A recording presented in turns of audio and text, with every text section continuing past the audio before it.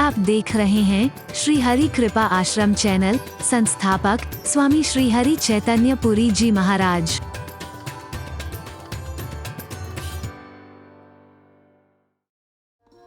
जो गलत विचारधारा आपके सामने रखी,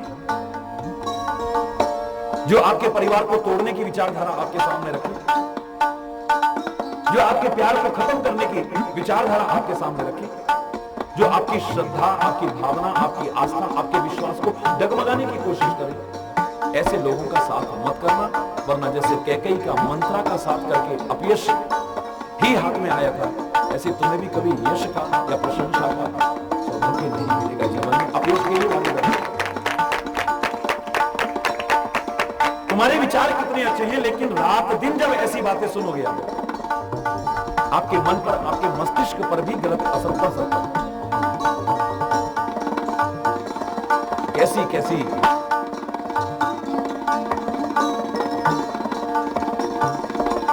उकसाने वाली, भड़काने वाली कथाएं सुना सुना करके कैकेयी की मति को भी खराब कर दिया। और हकीकत यह है कि जब रात दिन हम सुनेंगे तो थोड़ा हमारे मन में भी आने लग जाता है। पहले कैकेयी के मन में नहीं आया, अरे बोल, लेकिन अब आ गया। कैकेयी सुता सुनत कटुआ,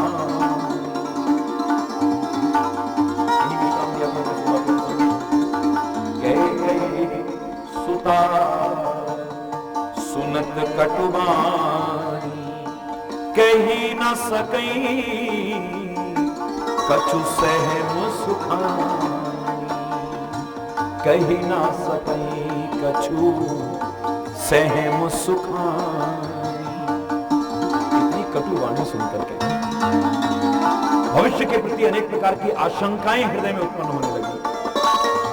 कैकेयी सचमुच सहम गई, कुछ कह नहीं पा रही। तन पस्यू कदली जिम कापी, कुबुरी दसन जीव तब चापी। शरीर में पसीना आने लग गया है भय के कारण, और केले की तरह कांपने लग गए, केले के पत्ते के। मंत्रा ने अपनी जीव दांतों तले दबाई। उसे भय हुआ कि कहीं भविष्य का अत्यंत डरावना जो चित्र मैंने प्रस्तुत किया है, इसे सुनकर के कैकेयी की हृदय गति न रुक जाएगी, हार्ट अटैक न हो जाए, और कहीं मेरा बनाया हुआ सारा काम उल्टा न हो जाए। अनेक प्रकार की कथाएं कहकर के उसका ध्यान फिर बदलने की कोशिश करने लगे। धैर्य धारण करो रानी, समझाने लगे।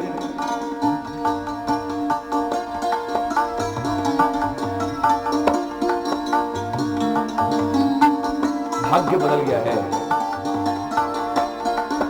तभी तो मैं कहा करता हूं भाग्य के निर्माता आप स्वयं हैं, परमात्मा। आप जैसा जीवन बनाओगे भाग्य आपका वैसा ही बनेगा, याद रखो। और भाग्य को बनाया भी आपने है, और आप ही चाहें तो मैं दावे से कह रहा हूं भाग्य की बुरी से बुरी रेखाओं को बदल सकते हैं, वरना सौभाग्य को भी दुर्भाग्य में परिवर्तित करने की सामर्थ्य भी आपके अंदर ही है।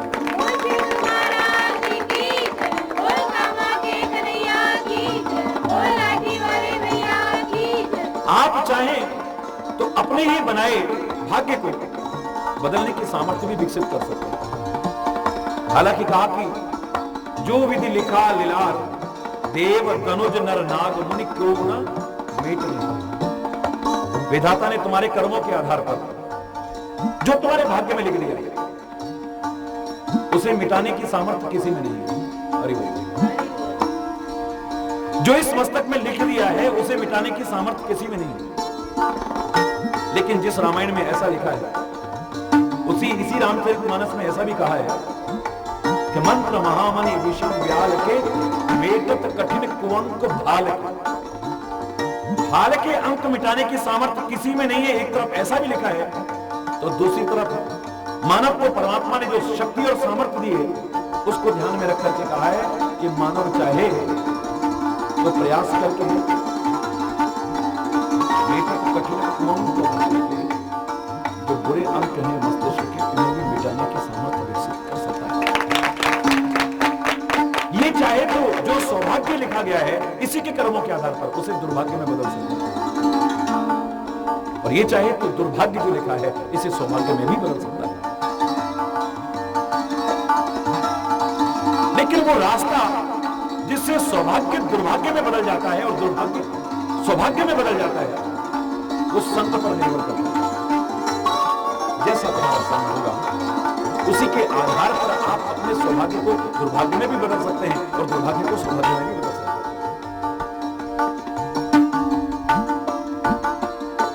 दासी पुत्र ऋषि मुनियों के भोजन खा खा करके नारद भी बन सकता है, ब्रह्मा का मानस पुत्र भी बन सकता है। और कैकेयी के सामने है, कितनी सौभाग्यशाली है। राम शायद कौशल्या से इतना प्यार नहीं करते जितना कैकेयी से, और कैकेयी भी राम से उतना प्यार करती है, शायद कौशल्या भी उतना प्यार नहीं करती है। लेकिन एक संग ही ऐसा था कि ऐसा सौभाग्य होते हुए भी ऐसा दुर्भाग्य बना है कि दुनिया आज तक उस पर उंगली उठाई नहीं।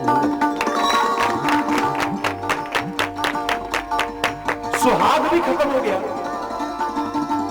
एक संग के और सौभाग्य भी खत्म। राम ही जिससे दूर हो गया, क्या सौभाग्य होंगे उसके, सोचिए। यहां पर सौभाग्य ही मत सोचिए कि दशरथ ही खत्म हो गया, जो सौभाग्य, मैं तो कह सौभाग्य भी खत्म हो गया। जिसने परमात्मा को अपने से दूर कर दिया है, उसका सुहाग और सौभाग्य भी दूर हो गया।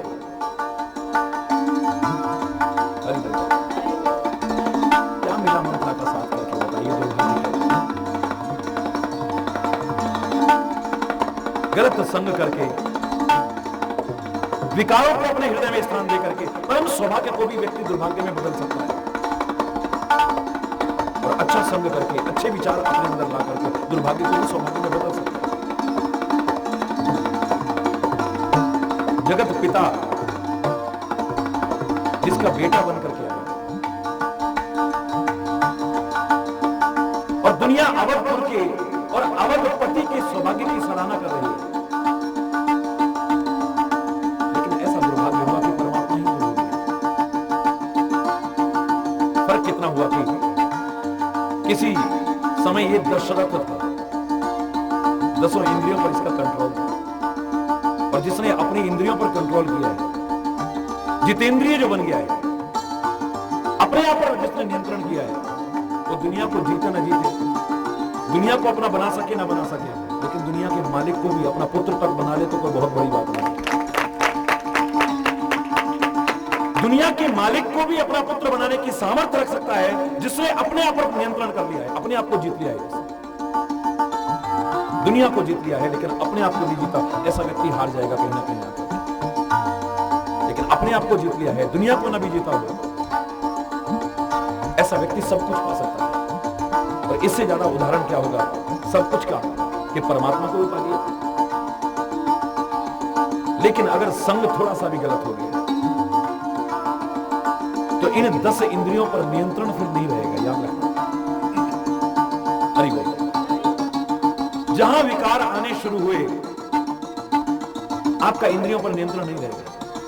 जहां गंदगी आनी शुरू हो गई आपका भी नियंत्रण, और जहां नियंत्रण नहीं रहा है फिर अब तुम इस लायक नहीं रहे हो कि परमात्मा को अपने पास रख सको। वहां पर परमात्मा तुम्हारे पास आया भी है तो तुम्हारे पास टिकेगा नहीं, चला जाएगा। विकारों को दूर कर दिया है, दोषों को दूर कर दिया है, विकृतियों को दूर कर दिया है, तो परमात्मा तक कर लो तो कोई अतिशयोक्ति नहीं होगी। लेकिन विकारों को ला करके तुमने वश में भी कर लिया है, तो तुम इंद्रियों के वश में होकर के, विकारों के वश में होकर के जिस परमात्मा को वश में कर लिया था उससे भी दूर हो जाओगे। परमात्मा खुद तुमसे दूर हो जाएगा। सारी सृष्टि का मालिक इनके वश में हो गया है क्योंकि ये दशरथ बन गए हैं। लेकिन जहां नियंत्रण खत्म हुआ है, जहां विकार आने शुरू हुए, तो वहां राम आया हुआ भी चला जाएगा। वनवास तो एक बहाना है जहां पर कैकेयी रूपी क्रोध आ जाए। कैकेयी काई का प्रतीक है, बोलो, क्रोध का प्रतीक है।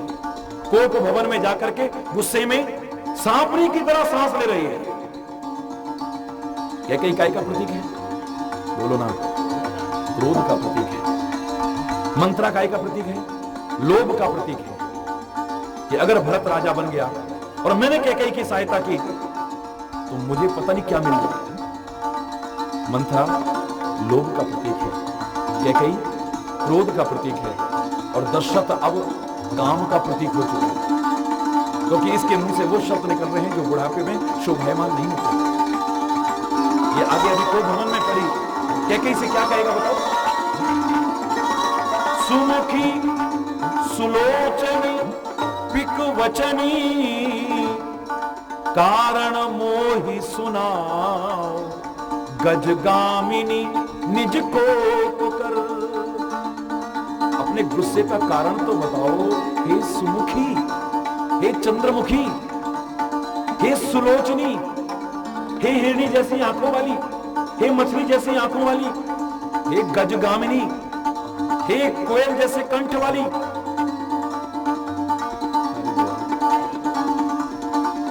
ये राम के भक्त के शब्द नहीं है, ये काम के शब्द हैं। हरि बोल। पर जहां काम तहां राम नहीं, जहां काम आ जाएगा वहां राम नहीं रहेगा। तो कैकेयी रूपी जहां क्रोध आ गया है, मंत्रा रूपी लोभ जहां आ गया है, दशरथ रूपी काम जहां पर आ गया है, तो वहां राम आया भी है तो चला जाएगा, वहां टिक नहीं सकता।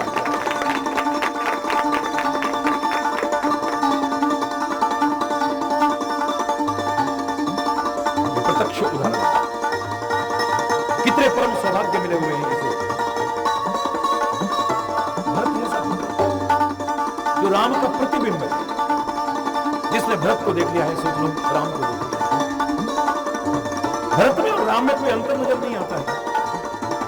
आप खाली छोटी छोटी बातें करते हो, बाहर बाहर की बातें करते हो कि राम भी सांवला है और भरत भी, बोलो ना, आपने खाली बाहर का रंग देखा है, लेकिन ये तो खाली प्रतीक है।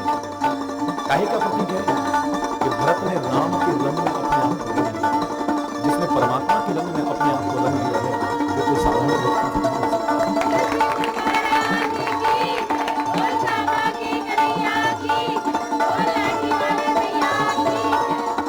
जिस भरत के जीवन को अगर मंथन किया जाए,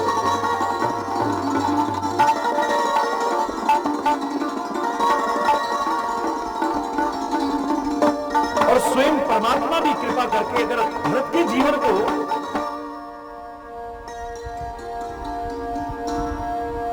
मंथन करने की कोशिश करें तो वहां अमृत के अलावा कुछ न निकले। हमने तो सुना था सुमति कुमति सबके उर रहने हैं, सबके अंदर सुमति भी है और बोलो ना कुमति भी है।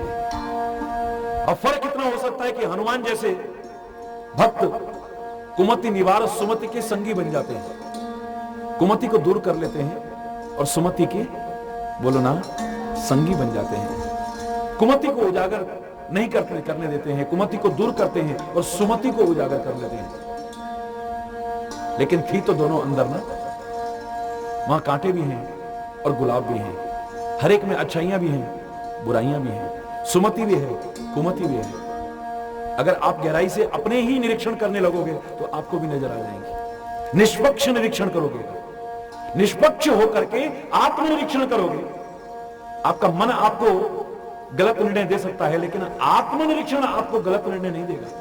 ये आपको बता देगा कि खाली अच्छाइयां ही अच्छाइयां नहीं है, देखने लगेंगे तो दुनिया में क्या हमारे अंदर ही इतनी बुराइयां भरी हैं जिनका कोई शुमार नहीं है।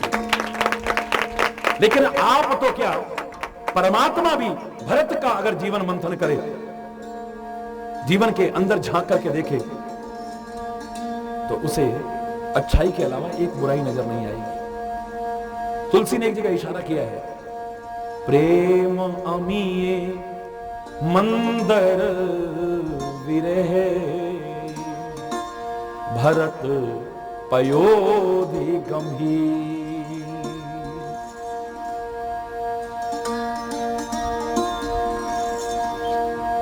प्रेम अमी,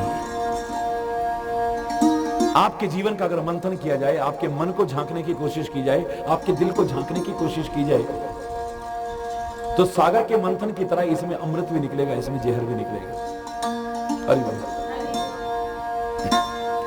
आप अगर अपने मन से निरीक्षण करें, हो सकता है आपको अपने अंदर अमृत ही अमृत नजर आए, विष नजर ना आए। लेकिन हकीकत यह है कि जैसे सागर मंथन करने पर खाली अमृत नहीं निकला है, वहां जहर भी निकला है। वहां बहुत सारी चीजें निकली, ऐसे ही हमारे अंदर से भी पता नहीं क्या क्या निकलेगा। अरे बोलो, पता नहीं ईर्ष्या भी निकले, द्वेष भी निकले, घृणा भी निकले, काम भी निकले, क्रोध भी निकले, लोभ भी निकले, अहंकार भी निकले, पता नहीं क्या क्या निकलेगा। लेकिन दुनिया में एक उदाहरण ऐसा है, प्रेम अमीय, बोलो, उसके अंदर से खाली प्रेम रूपी अमृत निकलेगा। मंदर विरह, मंदराचल बन गया है विरह का, वियोग का मंदराचल। 14 वर्ष की अवधि और राम के वियोग का मंदराचल पर्वत है। और सागर कौन है जिसका मंथन होना है? भरत पयोधि गंभीर, बोलो। दूर गए हुए हैं अपने बेटे भरत और शत्रुघ्न, उनके लिए पहले मन में आशंका ना आए और उनके लिए पहले ना पूछे, और पहले राम के लिए पूछे, पहले दशरथ के लिए पूछे। तो सोच लो आप किससे ज्यादा प्यार करते हो? सभे रानी कहस किन, डर गई रानी, ये आखिर इतना रोए जा रही है, बात क्या है आखिर? अरे तू कहती क्यों नहीं? कुशल राम महिपाल, राम और राजा सकुशल तो है ना? लखन भरत रिपु दमन सुनी, भाकुबरी पुरुषा। और लक्ष्मण तो ठीक है ना, भरत तो ठीक है ना, शत्रुघ्न तो ठीक है ना। बस जब ऐसा सुना तो उसका तो दिल ऐसे जलने लगा कि मैं किसके लिए भड़काने आई और ये सबसे पहले उसके लिए पूछ रही है। अरे वो इसको अपने भरत और शत्रुघ्न की चिंता नहीं है। राम तो ठीक है ना, दशरथ तो ठीक है ना, लक्ष्मण तो ठीक है, और फिर भरत शत्रुघ्न ठीक है ना। अरे वो कत सिख दे हम ही को माई, गाल करब के ही के बल पाई। अभी तक जो उत्तर नहीं दिया, अब उत्तर देने शुरू किए। ये कौन से प्रश्न का उत्तर है? बोलो। पहले प्रश्न पूछा था कि तेरे गाल बहुत है, बहुत बोलती है तू, तेरे को कहीं लक्ष्मण ने शिक्षा तो नहीं दी? अरे हमें कोई शिक्षा क्यों देगा, क्योंकि हमारी सामर्थ्य है हम ज्यादा बड़बोली बन करके किसी के आगे बोल जाए। और किसकी ताकत पर हम kरेंगे ऐसा? हम तुम्हारी दासी हैं, तुम्हारी कौशल्या की नहीं है।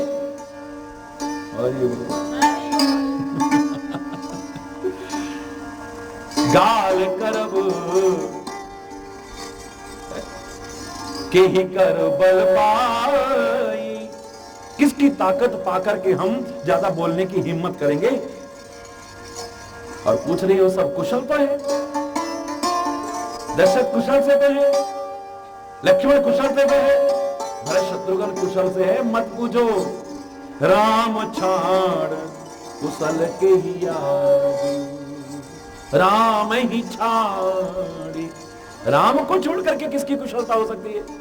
और तू उसी के लिए डर रही है। अरे आज कुशलता है तो खाली राम की, बाकी सबके लिए तो खतरा पैदा हो गया है। अगर तू जानना चाहती है तो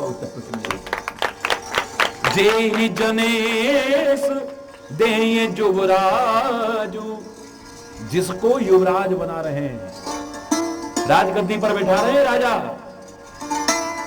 तुम्हें क्या चिंता है? आज तो लग रहा है कि विधाता कौशल्या के बड़ा अनुकूल हो गया है।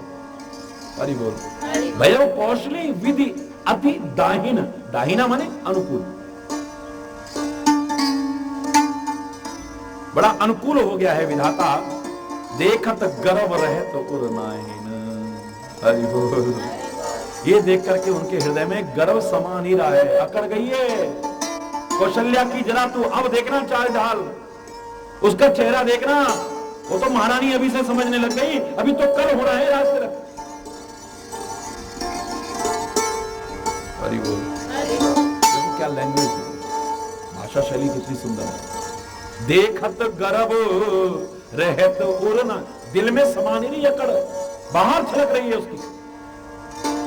देखो कस न जाए से शोभा, जो अवलोक मोर मन छो। तो कह रही है कि तेरा मन दुखी क्यों है? तुम स्वयं जाकर के नगर की शोभा क्यों नहीं देख लेती हो? कौशल्या की अकड़ क्यों नहीं देख लेते हो? राम की कुशलता क्यों नहीं देख लेती हो? बस यही देख करके मेरे मन में दुख पैदा हुआ है। तेरे को तो चिंता है नहीं, बेटे विदेश में गए हुए हैं, तेरे को कोई परवाह नहीं है अपने बच्चों की।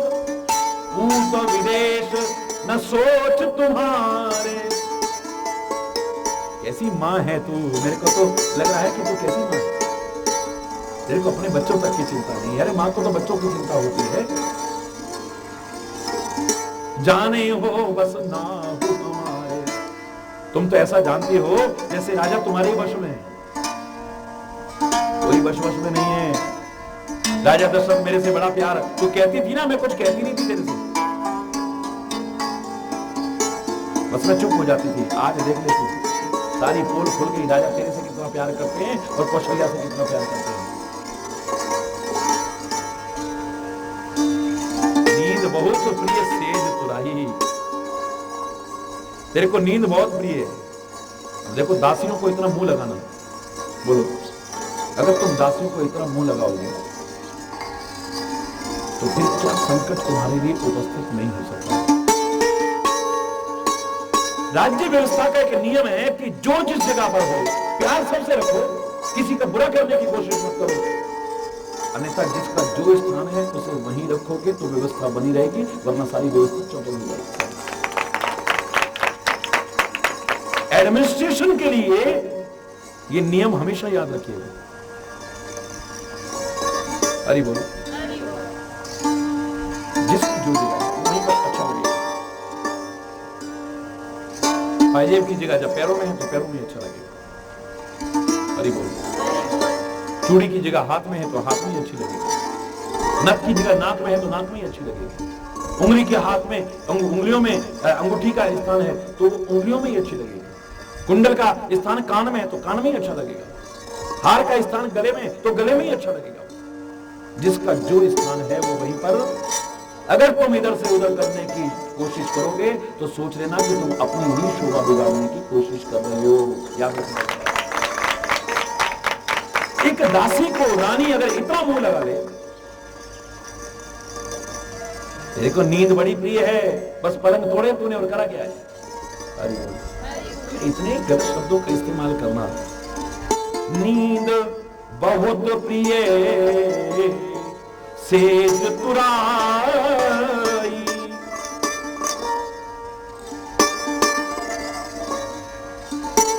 लखऊ न भूप कपट चतुराई। तो राजा के कपट और चतुराई को चालाकी को समझी नहीं है तू। बस पलंग और तुराई तोषक को भी कहते हैं। तोषक होता है ना, वो क्या जो गर्दन के नीचे ऐसे लगाते हैं उसी को। हाँ,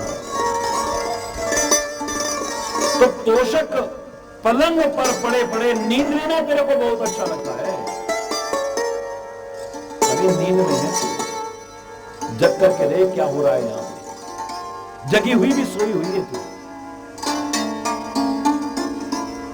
राजा की चतुरता को और उनकी कुटिलता को तो पहचान नहीं रही है। कैकेयी राजा दशरथ से इतना प्यार करती है और उसके सामने एक दासी तुम्हारे पति के लिए इतने गलत शब्दों का इस्तेमाल कर रही है और तुम सुन रही। कहीं ना कहीं कमी तो है। सुन प्रिय वचन मलिन मन जानी, झुकी रानी अब रहु अरगानी। अभी तक तो सही है बुद्धि, अभी तक बुद्धि सही है। प्रिय वचन लेकिन मलिन मन से, गंदे मन से निकले हुए सुन करके। झुकी रानी अब रहु अरगानी। रानी झुक करके माने डांट करके बोली, पुनः अस कवों कहस घर फोड़ी। अरे ओ घर फोड़ने वाली। वैसे कोशिश ये करना है ऐसे लोगों का मुंह पहली बार में बंद कर और फिर उसके बाद मुंह बंद लगाओ। फिर मुंह लगाओगे तो उनकी बात सुनते सुनते सुनते सुनते फिर मुंह तोड़ोगे नहीं, उनकी बातों में आ सकते हो कभी। अरे वो मारते मारते मारते मारते कभी ना कभी लग जाती है। ऐसे लोग अभ्यास करते करते करते करते शिरा पर भी निशान डाल देते हैं। बुद्धि खराब बोलना। अगर तुम्हें गलत लगा है पहली बार में टोक दिया और फिर ऐसे आदमी से बात मत करो। दुश्मनी भी बोल मत लो, थोड़ा इग्नोर करना शुरू कर दो। और वो भी ना हो तो कोई ना कोई बहाना बना करके उसको पता भी ना जो आपके घर को भूलने की कोशिश कर रहा है, जो आपके प्यार भाव को खत्म करने की कोशिश कर रहा है, जो आपकी शांति को नष्ट करने की कोशिश कर रहा है, आपकी बुद्धि को खराब करने की कोशिश कर रहा है। द्वारा अगर एक घर फोड़ने वाली तूने ऐसी बात कही तेरी जीव निकाल दूंगी। तब धर जीव कढ़ावों तेरी जीव खिंचवा दूंगी मैं तेरी। काने खोरे खूबरे, काने खोरे खूबरे, कुटिल कुचाली जान दिए विशेष पुनिचेद कहे भरत मातु मुस्कान। और जब डांट रहे हो तो फिर हंसो मत, फिर डांट का असर क्या है तो फिर मजाक लगेगा। ऐसा कह करके भरत की माता मुस्कुराने लगी। अब किसी की एक आंख अगर किसी कारण से नहीं है तो उसे दोहा सुना करके उसका अपमान करना पड़ता है। परमात्मा किसी के साथ ऐसा ना करे। कभी भगवान ना करे हमारे साथ हो जाए, हमारा कोई मजाक उड़ाए तो किसी के साथ ऐसा नहीं। कुबड़े लोग जा रहे हो तो उन्हें ये दोहा सुना करके उनका अपमान मत कि कुबड़े तो कुटिल होते हैं, कुचाली होते हैं। ये तो दासी है, वो रानी है। अब रानी दासी को चाहिए तो कैसे नहीं? अरे बोल। जब वो ऐसे शब्द कह रही है तो रानी ने उसे डांट करके, और वो भी गलत भावना से, अगर गलत भावना से होता तो बात में मुस्कुराती नहीं। आने खोरे कुबरे कुटिल कुचाली जाने ये विशेष, और उसमें भी औरत और उसमें भी फिर दासी। तो कुटिल है, कुचाली है, ऐसा कहकर के भरत की माता मुस्कुराने लगी। अरे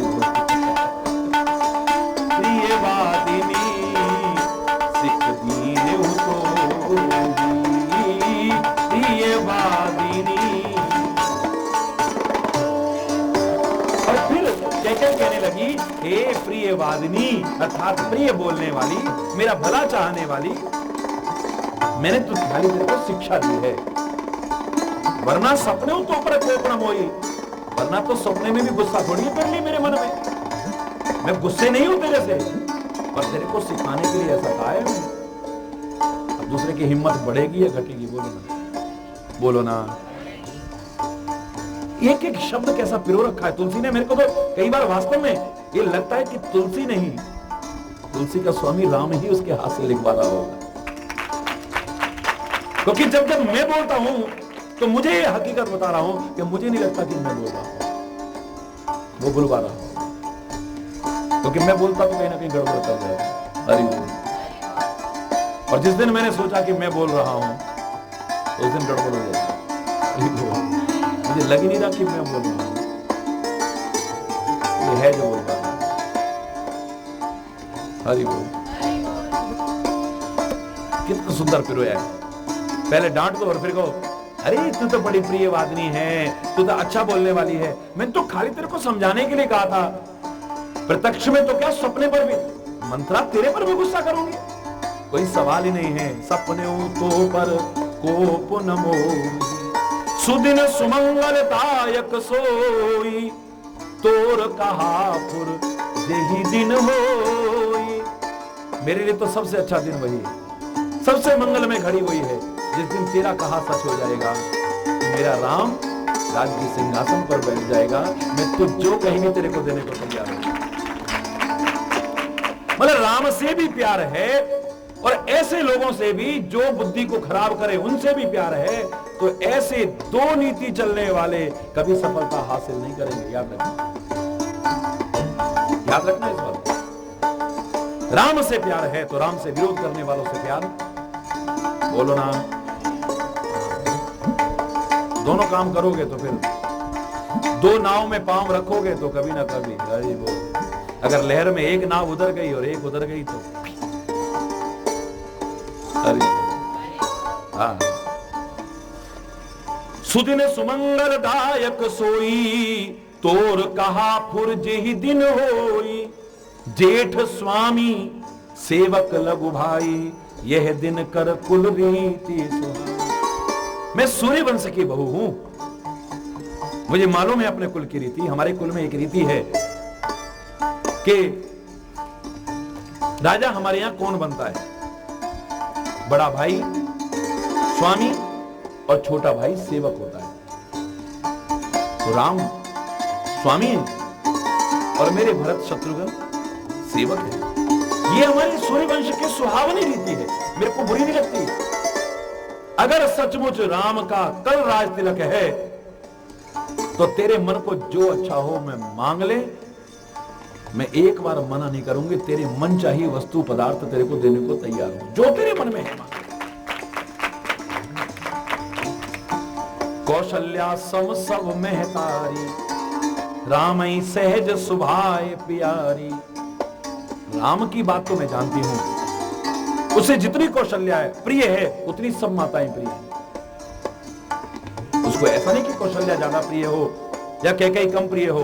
अरे मैंने तो देखा है जब कभी आया है ना वो, तो पहले वो मेरे भवन में आता है तब कौशल्या के भवन में जाता है। पहले मेरे चरण छूता है फिर कौशल्या के चरण छूता है। अपनी मां से ज्यादा प्यार करता है वो मुझसे। उसके लिए सब माताएं समान हैं और मोह पर करही सने विषय की, मेरे पर तो विशेष स्नेह करता है वो। मैंने तो परीक्षा देकर के भी देख लिया है कई बार। मैं करे प्रीति परीक्षा देखी, मैंने प्रीति की परीक्षा करके भी देख ली।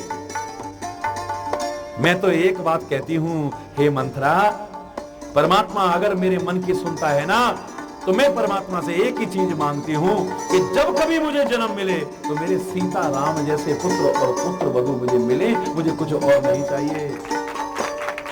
राम जैसा मेरे को बेटा मिले जन्म जन्म में और सीता जैसी पुत्र वधु मिले, मुझे कुछ और नहीं चाहिए। प्राण ते अधिक राम प्रिय मोरे। मैंने गलत नहीं कहा था उससे, कैकेयी बुरी नहीं। कैकेयी राम से इतना प्यार करती है, शायद कौशल्या भी इतना प्यार नहीं करती है। लेकिन अफसोस है कि ऐसे लोगों को भी साथ देती है, ऐसे लोगों के भी साथ रहती है जो राम के विरुद्ध बोले जिससे प्यार करती है, जो उसके पति के विरुद्ध बोले जिनसे प्यार करती है। ऐसे लोगों को एक दिन अपयश का भागीदार बनना ही पड़ता है। कितना भी प्यार है राम से, अगर राम से प्यार है तो राम के विरुद्ध बोले आपसे सहन हो जाएगा क्या? बोलो, अगर प्यार है तो सहन कर लोगे? नहीं होगा। आपको अपने मां बाप से प्यार तो नहीं, मोह था वो प्यार। आपको लगता है, अरे बोलो, मां बाप की सेवा करना, सम्मान करना, आज्ञा पालन करना, लेकिन वास्तविकता बता रहा हूं, आपको लगाव है, मोह है, आसक्ति है, प्यार, बोलो ना। लेकिन उसके खिलाफ भी कोई बोले, बहुत हो गया, मेरे माँ बाप पे मत जाना तो, इससे आगे एक शब्द का जबान निकाल दूंगा, मेरे को तूने बहुत के लिए सह लिया मैंने, लेकिन माँ के लिए मत करना कुछ। अबे ओ माँ का दूध पिया है तो आ जा भाई, इतना कहते ही है, ठहर जा। अरे बोल, सहन करोगे क्या? आपको लगता है कि आप माँ बाप से प्यार करते हो और आपके माँ बाप के लिए कोई गलत कहे तो अच्छा लगेगा? बोलो, आप किसी से भी प्यार करते हो, उसके लिए कोई बुरा कहे तो बोलो। और जब बुरा दूसरा तो क्या कहे और तुम भी एक दिन बुरा कहने लग जाओ तो तुम्हारे प्यार की पोल खुल जाती कि तुम कितना प्यार करते हो। दूसरा तो क्या, अगर तुम भी उसमें सहभागी बन जाओ तो सोच लो तुम्हारा प्यार कितना है। अरे बोलो, मैं करी प्रीति परीक्षा देखी, मैंने प्रेम की परीक्षा करके देख ली है। जब जब ऐ विधाता मुझे जन्म मिले तो मेरे राम जैसा बेटा हो, सीता जैसी पुत्र वधू हो, प्राण ते अधिक राम प्रिय मोरे। राम तो मुझे प्राणों से भी ज्यादा प्रिय है। तिनके तिलक क्षोभ कस तोरे। अरे मंत्रा, उनका राज तिलक होने में तेरे को दुख क्यों हो रहा है? मेरे राम के राज तिलक होने में तेरे को दुख क्यों हो रहा है? मैं भरत की सौगंध खा के कहते हैं। आजकल लोग चाहे झूठी खा जाएं, लेकिन कहते हैं मां कभी भी हर कसम झूठी चाहे खा जाए, लेकिन अपने बच्चे की कसम बोलो ना, बेटे की कसम जल्दी से नहीं खाई। भरत शपथ तोई सत्य कहू, परिहरि कपट दुराओ। भरत की सौगंध खा करके कहती हूँ, सच कह रही हूँ। अब दासी को तुम अपना प्रमाण दोगे, तुम सच बोल रहे हो या झूठ बोल रहे हो, यहीं से मामला गड़बड़ है। बोलो ना। भरत की सौगंध खा के कहती हूं मैं, सच कह रही हूं, तू भी सच कह, सत्य कहूं तू भी सत्य कह, परिहरि कपट दुराओ। और तुझे भी मैं भरत की सौगंध दे रही हूं। इसके कई अर्थ हो सकते हैं। भरत की सौगंध खा के कह रही हूं, सच कह रही हूं कि मैं उससे प्यार करती हूं, तेरे को दुख क्यों हो रहा है उसके राज तिलक में? और इसका अर्थ ये भी कर सकते हो कि तुझे भरत की सौगंध है, सच सच बोल। क्योंकि कहते मंत्रा, अब जो बच्चे को पालेंगे तो कहते पालने वाले को भी प्यार हो जाता है, जन्म देने वाले से भी ज्यादा कई बार प्यार हो जाता है। बोलो ना, भाई मां कहते थे, उसको भी प्यार हो जाता है, लगाव हो जाता है। प्यार कहो, लगाव, जो भी आप कहते हो। हरि बोल। तुझे भरत की सौगंध है, तू सच बोल, कपट करके मत बोलना, छुपाव करके मत बोलना। हर्ष समय विस्मय करस कारण मोह सुनाओ। इस खुशी के अवसर पर तू आश्चर्य कर रही है और दुख कर रही है, इसका कारण क्या है? मुझे सच सच बताने की कोशिश कर। एक ही बार आस सब पूजी, अब कछु कहे जीव कर दूजी। एक बार मैंने कुछ बोला तो तुमने मेरी सारी बोलती बंद कर दी। अब मैं कौन सी जीव से दूसरी बात बोलूं? मैं नहीं बोल रही अब। मेरी किस्मत ही फोड़ने जोग है। ये किस्मत मेरी फूट जाए, मेरी खोपड़ी फूट जाए। मैंने दिमाग में ऐसी बात क्यों आई, तेरे भले की बात क्यों आई कह के? मैं नहीं कहती। ठीक, फोड़े जोग कपार अभागा। दुर्भाग्यशाली है ये खोपड़ी, फोड़ने जोग है। भले कहत दुख रहु रे लागा। करो भले की बात और हो जाए बुरा। मैं क्या कहूं? नहीं कहता। कहीं झूठ कुर्बात बना।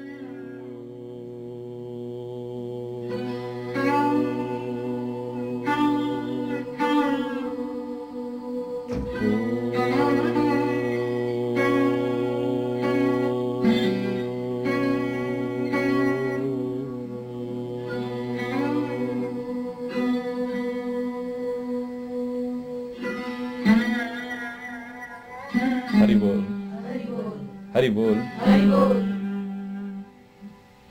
बहुत अच्छा प्रसंग चल रहा था ईश्वर की कृपा से। अवध कांड में गंगा के किनारे केवट और श्री राम का संवाद।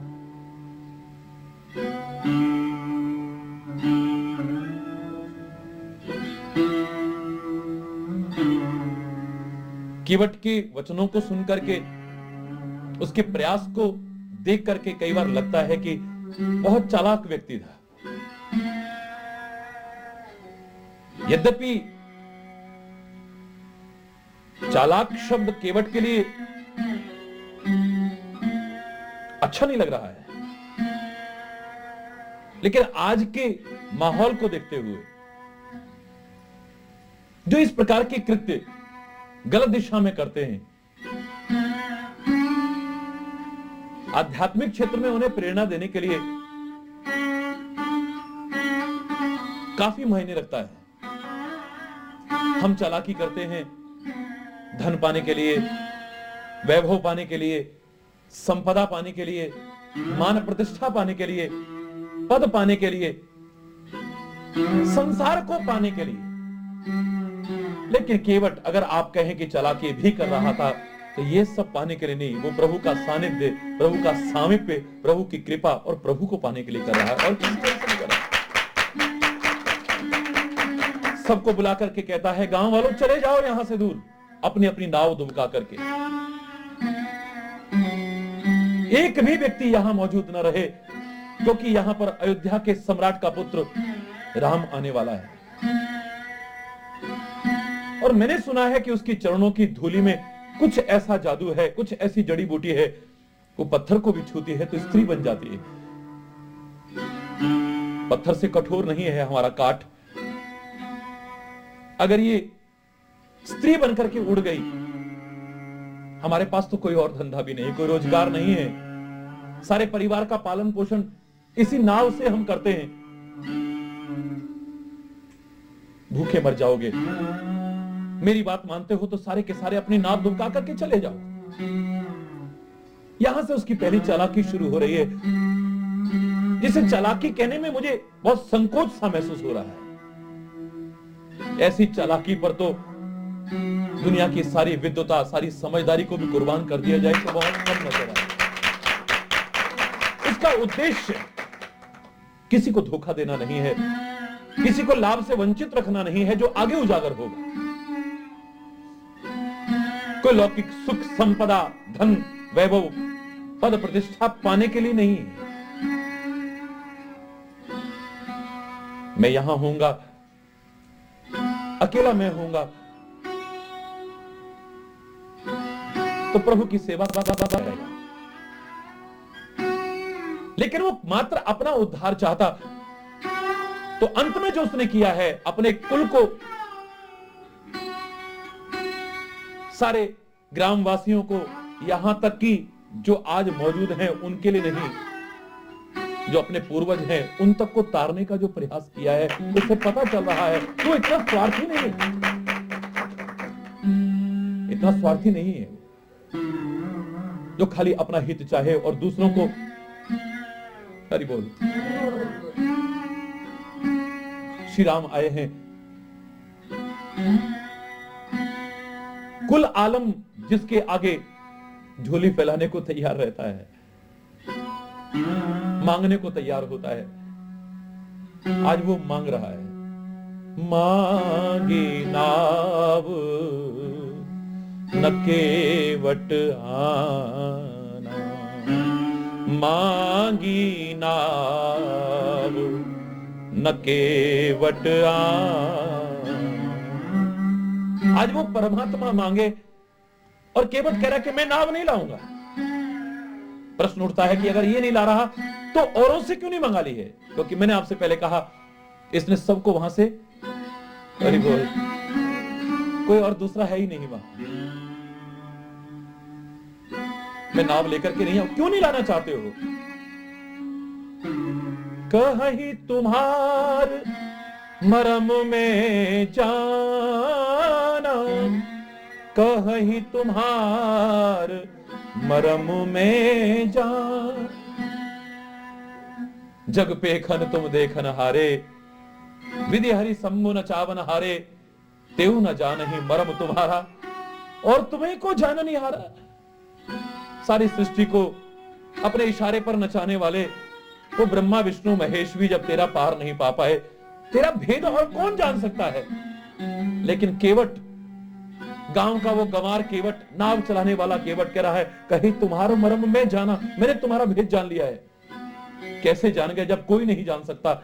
लगता है कि परमात्मा ही कृपा करके जिसे जना दे वो जान सकता है, किसी और दूसरे को जानने को जान। जहां कहा कि कोई नहीं जान सकता, वहां ये भी कहा है कि सोई जानई जेहि देह जनाई, जानत तुम ही हो जाए। आप कृपा करके अपना भेद बता दो जीव को तो जान सकता है, वरना तो वेद भी तेरे बारे में बोलते बोलते हार करके न इति न इति नेति नेति कह करके, हरि बोल, पार नहीं पा पाए। ऋषि मुनि गए हार, तेरा भेद किसी ने न पाया, लोग बोला करते हैं। रात दिन साथ रहने वाला लक्ष्मण विभिन्न लीलाओं में उसका पार नहीं पावा। लक्ष्मण हुई है मरम न जाना, जो कछु चरित्र रचा भगवाना। रात दिन साई की तरह साथ रहने वाला लक्ष्मण नहीं जान पाता है।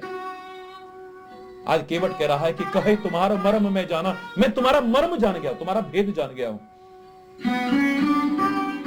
क्या भेद जान गया है ये?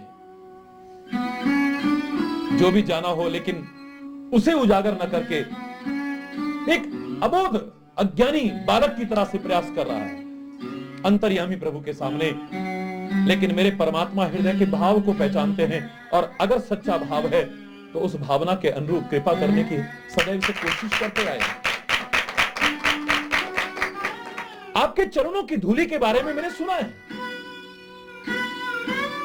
चरण कमल रज कह सब कहीं, मानुष करनी मूरी कछुअहि। क्या भेद जानता हूं? मुझे जानकारी मिली है कि आपकी चरण कमल रज के बारे में लोग कहते हैं मानुष बनाने वाली कोई जड़ी बूटी है इसके अंदर। छुअत शिला भई नारी सुहाई, पाहन ते न काठ कठिनाई। इसको छू करके शिला भी स्त्री बन गई थी, और उस शिला से, उस पत्थर से ज्यादा कठोर मेरी नाव नहीं है। ये तो काठ की है, और काठ उससे कठोर नहीं होता है। ये आप भी जानते हैं, मैं भी जानता हूं, सब जानते हैं कि परमात्मा के लिए कुछ भी असंभव नहीं, सर्वशक्तिमान है वो। लेकिन अगर कोई आज कहे, मैंने कल भी आपसे कहा, आज के वैज्ञानिक युग में क्या एक ढकोसला सा लगता है कि चरणों की धूली लगे और पत्थर स्त्री बन करके बैठ जाए। कोई किसी को शाप दे और वो पत्थर बन जाए, कोई आकर के चरण धूली लगाए, वो पत्थर फिर से स्त्री बन करके। क्या लॉजिक है इसके पीछे? मैंने आपसे इतना ही कहा था, ऐसा भी हुआ होगा, ऐसा भी हो सकता है, क्योंकि उसके लिए कुछ भी असंभव नहीं है। लेकिन अगर तुम्हारे समझ में ना आए तो बात फिर भी गलत नहीं है। ये कई बार बता चुका हूं कि कई लोग जीवन में कई ऐसी घटनाएं उनके सामने आती हैं, कई परिस्थितियां ऐसी सामने आती हैं, वो जड़ न भी होते हो पर जड़वत हो जाते हैं। किसी व्यक्ति, चरित्रवान व्यक्ति के चरित्र पर जब लांछन लगाया जाता है, आक्षेप किया जाता है, शॉक्ड हो जाता है वो। कई ऐसी घटनाएं होती हैं, आदमी एकदम से जड़वत हो जाता है, उसका कुछ करने को मन नहीं करता है, कुछ बोलने को मन नहीं करता है, कहीं आने जाने को मन नहीं करता है, किसी को मुंह दिखाने तक को मन नहीं करता है।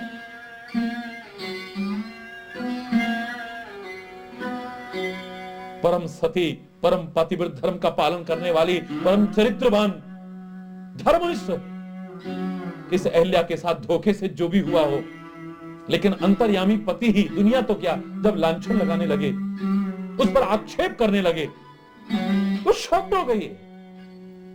गौतम ऋषि तो सब कुछ जानते हैं, अंतर्यामी है, क्या इन्हें मालूम नहीं कि मेरा कोई अपराध नहीं है?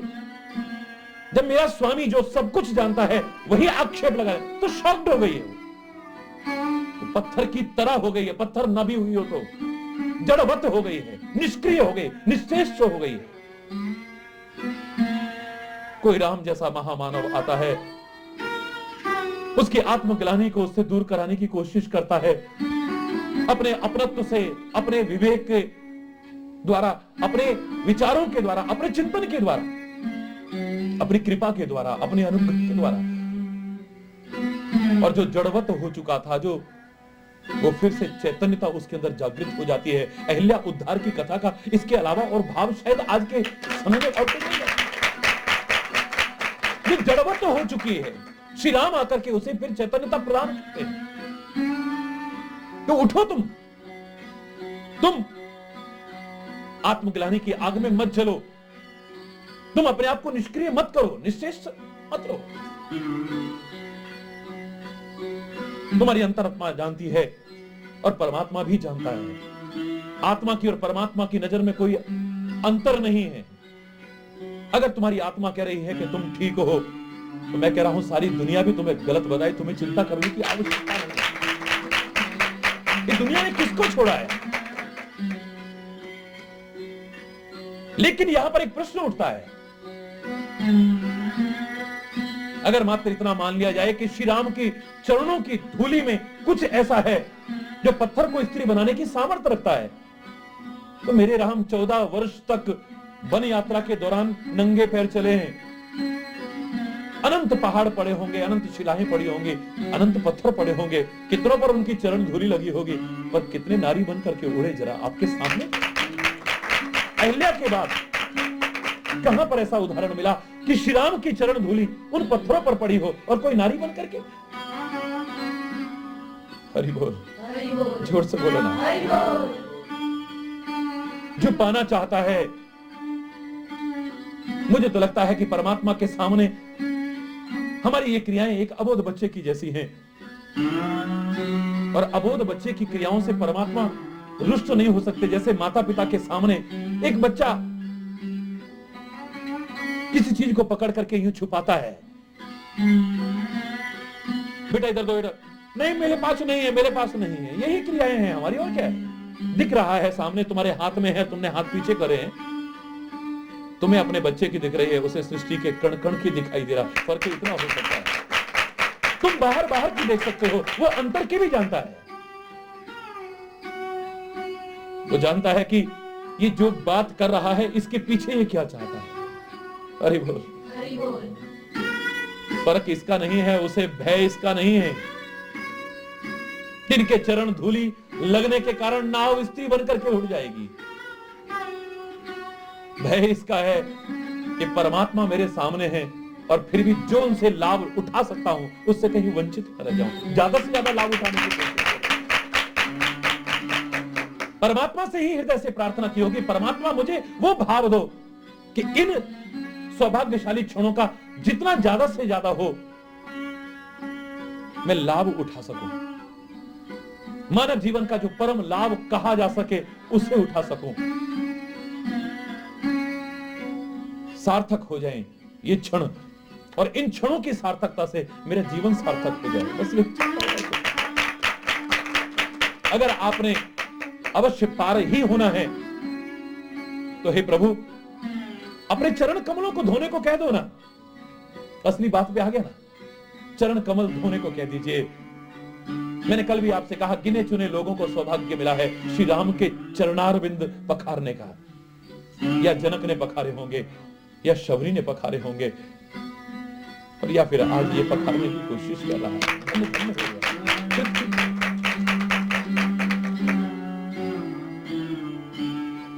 और एक बात और जो मैंने विशेष तौर से आपसे कही है कि इसे प्रसंग को विचार पूर्वक समझने के बाद में आप अपने मन में कोई हीन भावना मत लाइएगा कि आप गंवार हैं तो प्रभु की कृपा नहीं हो सकती है, आपको वेदों शास्त्रों का ज्ञान नहीं है, किसी भाषा विशेष का ज्ञान नहीं है तो आप पर प्रभु की कृपा नहीं हो सकती है, आप स्तुति बहुत सुंदर शब्दों में या सुंदर कंठ से नहीं कर सकते तो प्रभु की कृपा नहीं हो सकती है।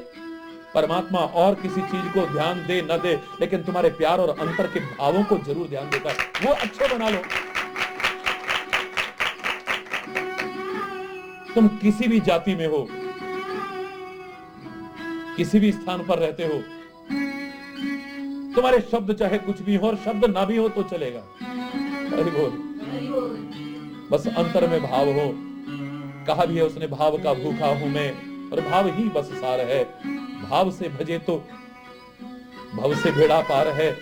भाव बिन सुनी पुकारों को कभी सुनता नहीं, और भाव की एक टेर भी करती मुझे लाचार है। लाचार अंतर में भाव बड़े सुंदर हैं।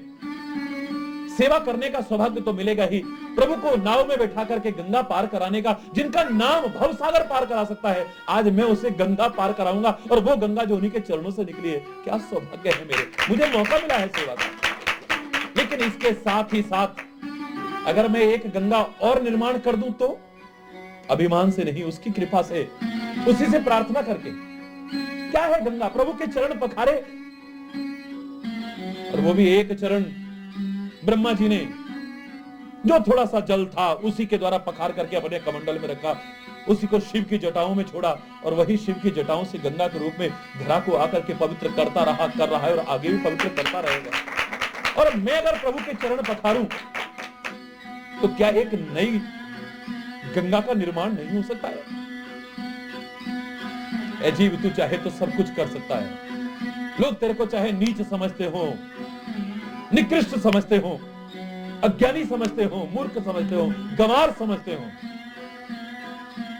लेकिन परमात्मा ने खुद कहा है, मैं देखता हूं प्यार और भक्ति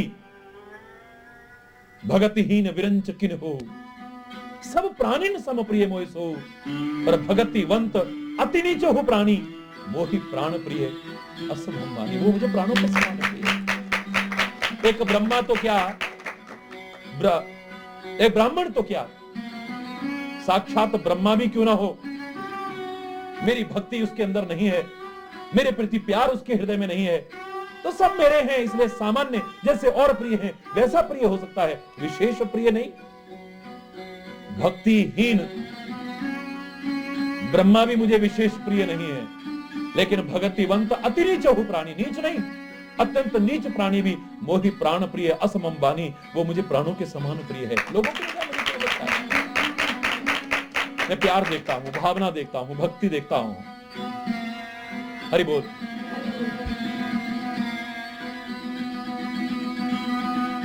आपने अगर वास्तव में पार होना है तो ऐ परमात्मा मुझे अपने चरण कमल पखारने को कह दो। अगर मेरे चरण कमल ना पखारे, आप चाहे लाख कहते रहें, मैं आपको गंगा के पार करने वाला हरगिज नहीं। वही राम राउर आन दशरथ सपत सब साची कहूं। मैं झूठ नहीं बोल रहा हूं, मैं सौगंध खा के कहता हूं।